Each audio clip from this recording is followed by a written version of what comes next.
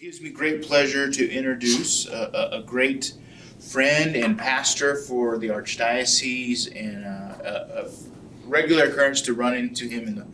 We get the pleasure to run into him quite frequently here at the Pastoral Centers, because he does do a lot, not only for his parish, but here at the Pastoral Center, to make sure the wheels of worship continue to move forward. So with great pleasure, I'd like to introduce Father Stephen Bird, pastor of the Epiphany Parish, right across.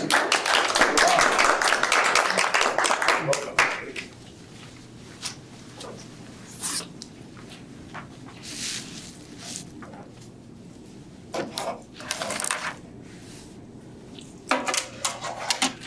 Well, Miguel asked me another month prior to this about doing it, and I said I wasn't available, but he didn't take no for an answer.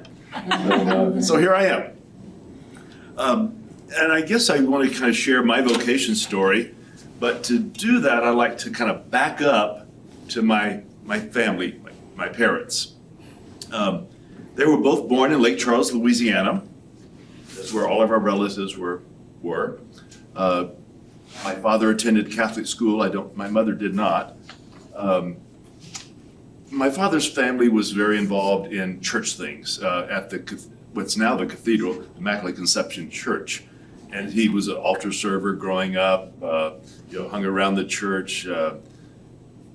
He was in high school, he was trained by the Christian Brothers at their school, and maintained some of those relationships well into adulthood, and even introduced me to some of those people that he loved, the Christian Brothers.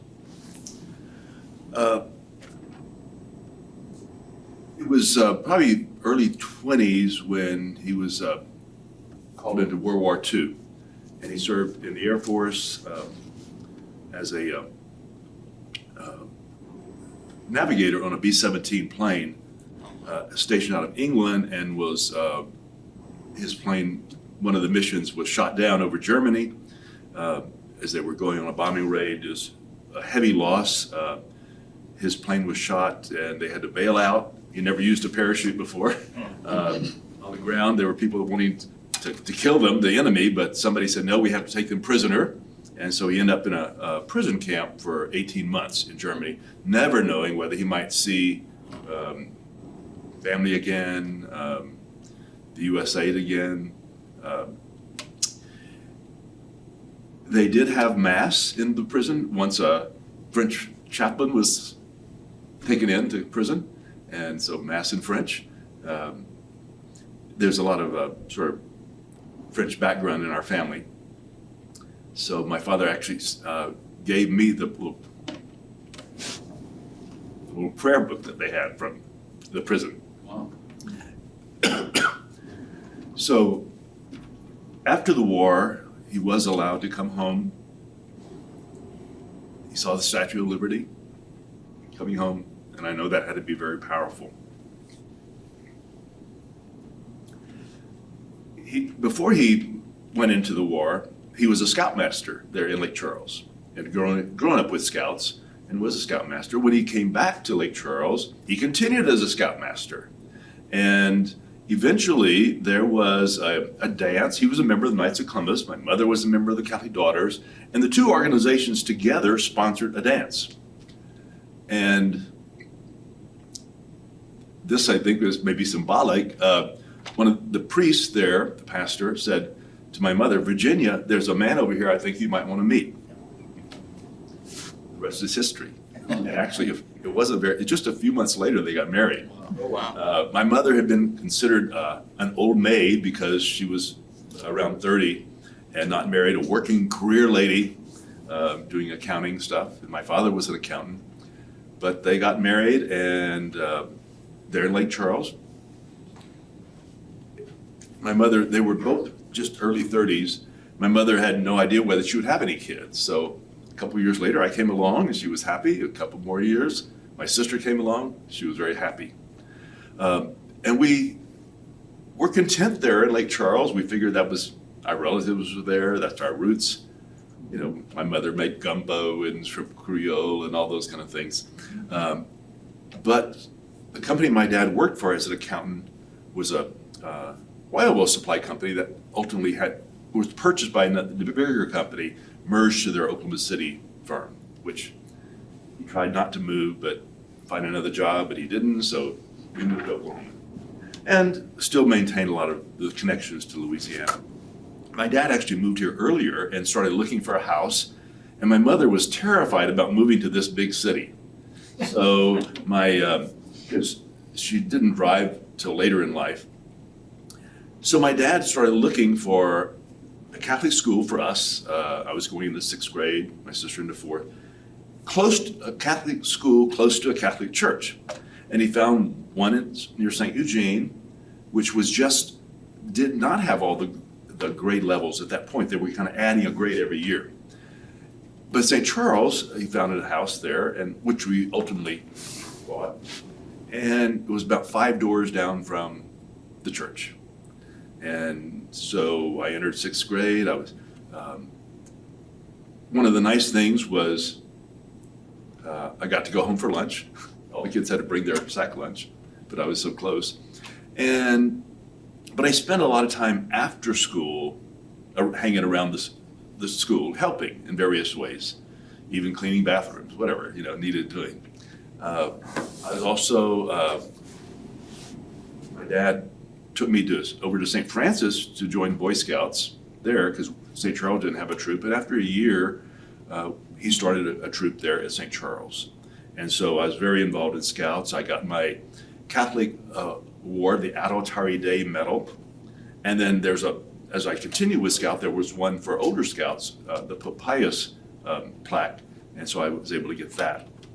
And from Bishop Reed, I guess it was. Anyway, in grade school there at St. Charles, I was an altar server all the time because we were so close. I could easily do that. Everybody, we took turns and we had assignments, but if they couldn't come or whatever, I could. And we got stars on a board, silver stars and gold stars. But I remember even serving like Easter Vigil and those kind of things. In 8th grade, I remember the teacher, who was the principal also, put a seminary catalog on the chalk ledge by one of the side boards, and just said, if anybody wants to look at this, it's here. And it was a catalog for this building here, this seminary, about all the coursework and the requirements and things like that. And one day when everybody else was at recess, nobody else in the classroom, I went and looked at the book. That's my first memory of actually kind of anyway thinking about priesthood. Although I'd been, around as a server and everything, it didn't seem that odd that I would think that. But nothing else happened. I went to McGinnis High School. My 2 favorite areas were science and math. One thing I do remember in one of the religion classes, having to design a church and draw it. And I made an oval-shaped building. Oh. I wanted to do something not the normal. And meanwhile, some new churches were being built, like St. Charles was built, I think, around 1967. So probably at that time when I was in high school, and I took a great interest in the building process, kind of because I was half a block away, so I could watch the construction and see what they were doing. It was exciting.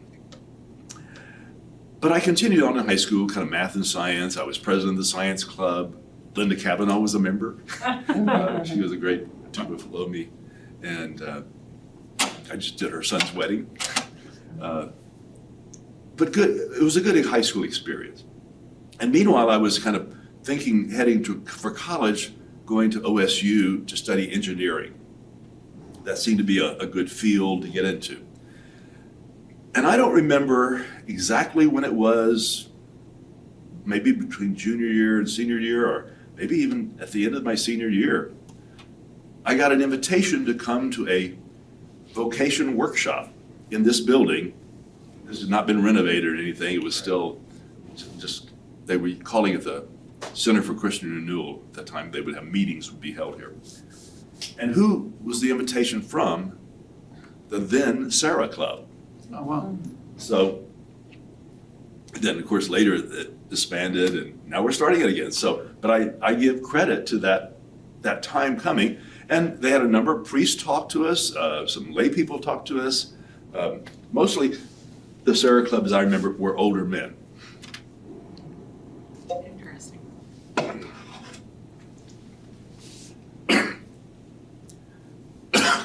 So I listened to what they said, and I thought this might be for me. So at some point I went home, or when I was at home, I talked to my parents about that. And they said, well, if that's what you would like to do, that would be wonderful. But we would never want you to think that we're pushing you in that direction. It's totally your free choice. So I talked to the vocation director, Father Charlie Miser. And back then, you didn't have to go through psychological tests and all those things that we do now. A few interviews, and they signed me up. And I ended up going to San Antonio to Assumption Seminary, and our coursework is nearby at St. Mary's University. But actually, in that whole process of getting ready for the seminary, I kept my application live at OSU because I thought, who knows, maybe I won't end up going or whatever. But I finally canceled that and went to seminary. In the seminary, I still had that idea of engineering. The seminary allowed us to major in anything we wanted to, but we had to minor in philosophy. And you had certain prerequisites like theology classes, sociology, psychology, speech, things that would be helpful as a priest even. And as in looking at it all and trying to calculate it and everything, to do engineering, there was hardly any room for electives, the non-science things. But for the Bachelor of Arts in Mathematics, which was a liberal arts degree, you already had built-in electives in there for some of these very same things that the seminary wanted us to do. So, I'm very analytical, and so I did graphed it all and charted it all and decided that might be the best way. So my idea was to major in mathematics, minor in philosophy, and one of the reasons was I thought the statistics were that not very good, those who start college seminary ended up getting ordained. It was even worse for those who started in high school getting ordained, like 1 out of 60 or something like that. And I thought maybe, 10%, 20% might get ordained. So in my seminary class in San Antonio, there were 27 of us, I believe. And ultimately, 8 years later, only 3 of us were ordained, 11%. So my idea was, as I go through this college training, what if I change my mind? And I find this is not for me. And that's what seminary is about, discernment. And I knew people obviously left and never got ordained, so they discerned out. But I thought, this would have something to fall back on as a job if I didn't become a priest, or if I changed my mind along the way. Because when you're in college, you still have after that 4 more years. So who knows? But my college years were good. During the year, the seminary required us to do some kind of apostolic work, like going out and helping at a parish, doing something. And that kind of reinforced my idea about continue on in the program. So after college, I actually graduated early and worked here in Oklahoma City for a spring semester and summer, and for 7-Eleven stores doing auditing, and made some money and bought a car. So I could actually have a car for my theology training. And what it did, because I was with a team of auditors, 4 of us, that would go from store to 7-Eleven to 7-Eleven. None of them were Catholic, and this was kind of my first time being around a lot of non-Catholics, on a regular basis, because you have all this time to talk. And like one was very religious, one was so kind of religious, and one didn't believe anything. So it was kind of interesting to kind of share my Catholic faith with them in a little bit. Then I started my graduate school in Minnesota at St. John's University, and it's a Benedictine-run college and seminary. And my interest was especially in liturgy during those years. And I tried to use all the extra courses that I could take into the liturgical field, which proved very good for later here what I'm doing in the Archdiocese. During all those years, I was still involved in Scouts, and I worked for the Boy Scouts for 5 summers. The first year out of seminary, out of high school, I worked in the aquatic staff because they saw that I could swim well. And so then I did not work for the Scouts for a couple of years because I needed more money. And I worked through a Serra connection, Cary Lumber Company. The head of the Cary Lumber Company was a member of the Serra Club, and I got a job at their company, building roof trusses and wall panels in a prefab plant they would ship them out to the apartment complexes and things like that. Well, at the end of my 3rd year of college, knowing that I was going to be out of college, could make some money. No, I guess before going into my final year of college, I decided I could work for the Boy Scouts again. And I applied for the chaplain position. And I thought, well, that would be good. Well, the chaplain position was paid for by the Protestant Committee on Scouting. Oh, wow. We actually have a Catholic Committee on Scouting, or we have had. And I went to the interview and everything, and Stephen, have you met Jesus Christ personally? When were you saved? The question. And I thought I answered really well, but I don't think it was what they wanted to hear.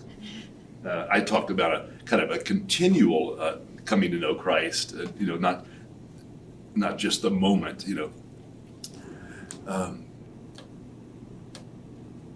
So I didn't get the job. Well, the camp director said, you know what I need? I need a business manager. And my degree was mathematics and everything, and so I could do this.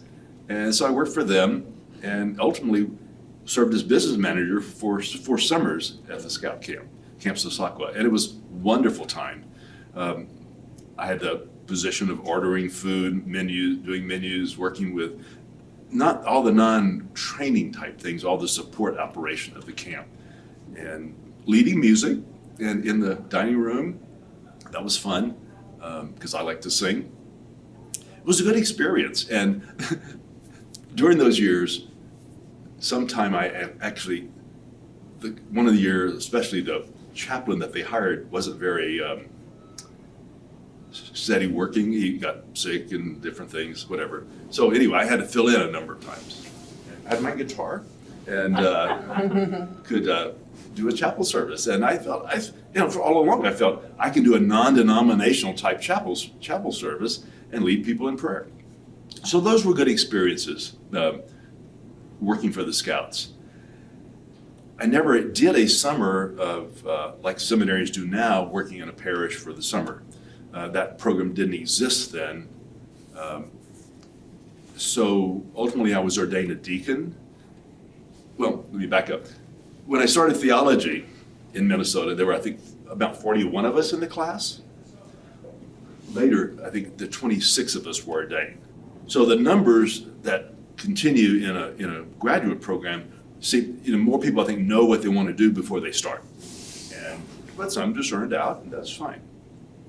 So anyhow, I was ordained a deacon. I served in Hennessy for an 7 or 8 month period as a deacon, and then was ordained a priest in 1976. So 45 years now. And I don't know if you all know, but in our diocese, priests normally retire at age 75. And the nice thing is, after age 65, they don't make you transfer anymore. And so I've been at Epiphany now for about 15 years, so, and I enjoy it. It works well with my position here in the liturgy office. So unless something changes health-wise or whatever, I may easily be there. But I love it. It's a great place. Just my assignments in the parish, in the diocese, my first assignment was 5 years at Our Lady's Cathedral. Wonderful years. 3 of us priests there. Then I moved into St. Thomas More in Norman with Father Boyer, and he and I were friends before, and it was a wonderful relationship because he loves liturgy. He's an organist, music, and he's actually written a couple of books about liturgy from his recounting his experience at Old St. Joe's as an associate. But those were good years. From there, I moved for a short time to Epiphany to help out there as an associate, and then to St. Eugene. And all the meantime, I had been appointed, after 3 years ordained, I was appointed the director of the new office of worship for the diocese. So I had plenty to do, and I kept telling the bishop, you don't need to make me a pastor. I'm fine being an associate, because it worked out really well. And I didn't actually have an office here in this building. I just had to do it out of the parish at that point because they didn't have all the offices here. But finally, after 11 years, I couldn't escape being a pastor. So I was at St. Eugene here in Oklahoma City, and I went to St. Eugene in Weatherford. And I was there for 9 years. And during those years, I had a small apartment here in this building. So I would come in here, work for a couple days a week, and then go back to the parish, or somehow during the week. And that worked fine. I enjoyed that. I had parish there in Weatherford, plus 2 missions, Hinton and Thomas. Plus they built a prison there, so I did prison ministry some. And then I moved to St. Patrick's Church after. I wasn't expecting to move. We were in the middle of a building project, a new beautiful education building that we had planned for several years, and I didn't want to have to move. But that year, Father Mayfield died and Father Bryce died in the springtime. And so when 2 major pastors die, that means a whole domino effect of changes. And so I understood, and so I went to St. Patrick's. From there, I went to Okarchi, and then from there to Epiphany. I've never asked for any particular parish. I've just gone where the bishop asked me to go, and I've had wonderful experiences. And in the meantime, of course, for most of my priesthood, I've been involved as director of the Office of Worship. The good thing now is they picked Father Zach Bozeman to study liturgy, so he's the associate now. So I can see that there'll be a process that he can take over the position. And so I'm kind of working with him now to make that all happen. But those years, the work in the liturgy has been terribly exciting. I've helped to install, Archbishop Quinn, Archbishop Slaka, Archbishop Beltran, and Archbishop Coakley, and helped with ordaining, almost all of our priests that are active now, and plan chrism masses, priest funerals, things like the centennial celebration down at the Cox Center, the beatification. Now, of course, we're looking forward to the dedication of the new shrine. So my years, I've loved what I've been doing. I still have a passion for liturgy. I'm probably one of the longest termed liturgy directors in the country, I think. They had us at a national meeting. They had us all stand at one point. Who's been a director for at least 20 years? And I think I was probably about the one that stood longest. But I still enjoy it. It's been a very big passion. But I enjoy my parish work too, and it's been exciting. I've had a number of associates now, including some of the priests from India, and it's all been a good experience. So that's kind of my story. But just one thing I forgot about in Louisiana, in grade school, I was also part of the elementary chorus, and we were singing things like we learned some French Christmas carols, Un Flambeau, Jeanette Isabella, things like that. But I also was a member of the choir boys, where we would sing at the main church there, maybe once a week, and Latin Requiem Masses, the Sanctus, Sanctus. And then we would have some performances where we wore white robes, white albs, kind of with a cincture. And my the director was also the organist there at the church. And I actually got to go back and visit with him a few years ago in Lake Charles. He's an old man, retired, but it was so good to do that, because I feel like all of that was part of my formation, and kind of led me to choose priesthood and continue through the seminary's time and with the support of my family. And it's been really, really good years. So that's kind of my story. And I'm kind of, maybe you all have some questions, or Carol, did you know all that beforehand? A lot of it, but Yeah. had a great life.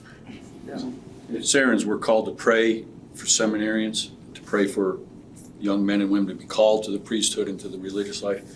But what else, as someone who's been around priests and around young men and women, what else can we do? Is it a matter of just putting the bug in their ear and urging them that way? I mentioned about sort of secretly looking at the seminary catalog in 8th grade and going through high school at McGinnis. I don't know that anybody ever said to me, did you ever consider being a priest? Right. Until I got that invitation. It was a friendly invitation to come to the workshop. And to this day, I don't know, I've often wondered about this, I wish I knew, whether I was targeted with the invitation, or whether every high school senior got the invitation. I kind of wonder about that. But again, I think sometime men need to be asked. Right. And I think most people in vocation work know that now. So if you see somebody that you think might be a good priest, just put the bug in their ear. Yeah. So obviously you have a love for the liturgy. What would you say is the Super Bowl of liturgy for you? Which is your favorite liturgy to plan for the year? Well, I would have to say the highlight was the beatification.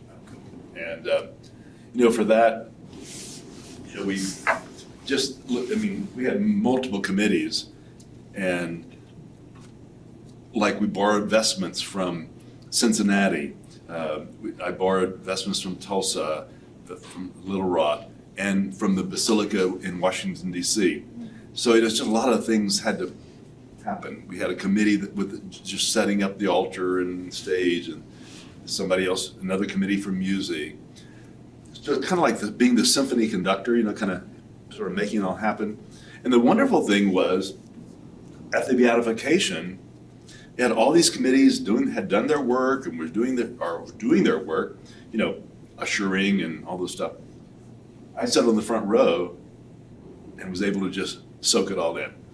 I sat next to Father McSherry, who had served there in Guatemala, and I just kept thinking, what's going on through his mind as we watch these videos and the masses going on. To my right were the Rother family, and I'm thinking, what are they thinking of this?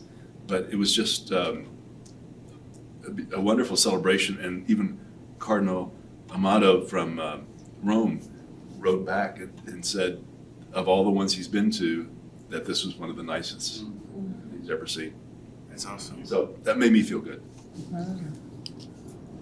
So not only with fantastic liturgy, a lot of folks I don't think know that your love for music goes beyond liturgical music too. Is that Father enjoys going to Broadway and seeing musicals too as well. So you've been definitely inspiration to folks deepening their faith through music, but also to your respect and joy of good music and Broadway musicals and stuff. The arts have been a very important part of my life, whether it's music, theater, dance. I've always enjoyed that. The experience of using the gifts that God has given us for the joy of others. and he's reviewed a few plays too before. He'll review. I've seen some reviews of even high school plays and stuff that he's seen. He gives it. I was in one musical in McGinnis. Great. And I sang in the chorus. Great. Any other questions? I have a question. You spoke a lot about how your parents were involved in the church in Louisiana.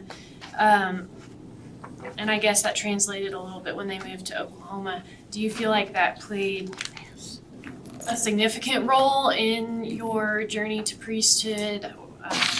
Well, they certainly gave me an example of faithful living. I mean, I know they contributed to the church. I mean, I would see them write their check out every week, you know, and put it in their envelope and bring it to the church. My mother was involved with the women's group, and my dad with, you know, the Knights of Columbus, and so many things. Well, listen, thank you all. Father, thank you very much for being coming here. up And it's shortly. just, it's kind of great to hear that there's a connection between scouting and lots of our priests. So many of our priests have been in scouting. Father John Paul is Eagle Scout too as well. So a lot of great leaders. I worked for the Boy Scouts for 15 years. So, and I was the I was the staff advisor to the Catholic Committee in Scouting in Louisville. So Okay. great connection. So would you, before we end, could you give us a blessing Certainly. before we head to Mass? Okay. Why don't we stand? The Lord be with you. And with your spirit. Bow down for the blessing. May the Lord bless you and keep you. May he let his face shine upon you and be gracious to you. And may he look upon you with kindness and give you his peace. And may Almighty God bless you, the Father, and the Son, and the Holy Spirit. Amen. Amen. Go in peace. Thanks be to God. Thank you. Father.